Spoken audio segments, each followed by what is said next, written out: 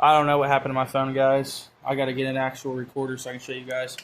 But as you've seen, I just put that together without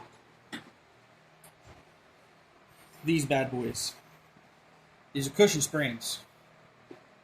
And they sit right here with the snap ring on top. And they sit down in here, and the dealer put these in this to make the shift more soft. Now, I know builders that run 3. I know builders that don't run them at all. Some people replace them. I don't use them.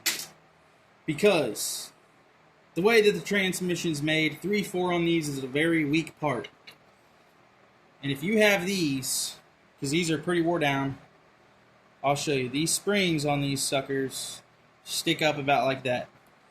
So you got your pressure plate on top of that. So it's going to bring everything up more. Now, you think about it. Yeah, I know that's not a big gap. But, that's a spring. That, you got to compress that down pretty good. Now, let's say you ran it low on fluid. Well, your transmission's got to build up more line pressure to push that spring down to apply 3/4. Well, if there's not enough fluid in it, what's going to happen? It's going to try to apply, it's going to burn the clutches up. I get rid of them because your clearance is going to change regardless, even if you run these things. Every transmission has wear and tear, stuff happens, seals break, seals leak,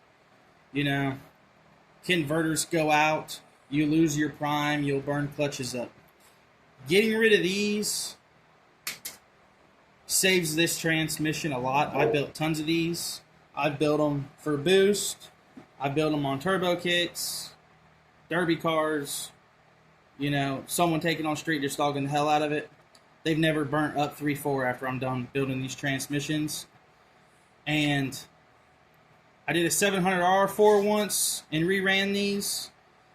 And the governor went out. It burned up 3/4.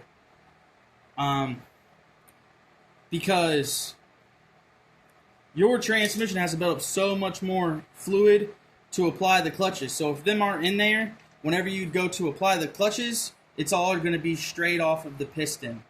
So when fluid gets behind that piston, just moves it up a little bit, it's going to apply.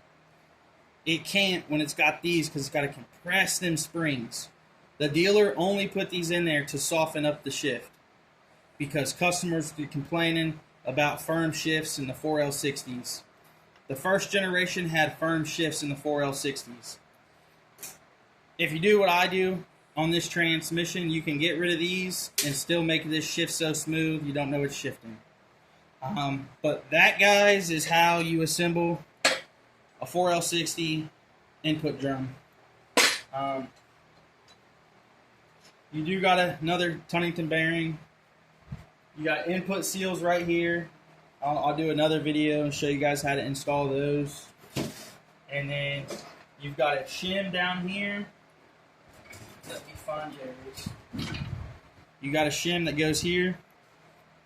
And a bunch of 4L60s, 4L65s, they all got this.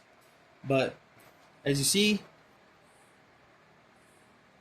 the number, they are all numbered, and that is the back spacing and backlash. Your in play for the 4L60 for this transmission. If this isn't installed, your in play is going to be way off. If you install the wrong shim, your in play is going to be way too tight or way too loose, and you can have problems in the unit. The numbers always face up. Tunnington bearing right here sits on your reverse input drum. So if you look at the bearing, you see that little cut groove? That cut groove sits there in that drum, and it rides. If you put it the other way, you're not going to have no play. It's going to cause friction. Always set it with the groove up. And always, make sure you lube everything up real good. And that, guys, is how you do an input drum on a 4L60.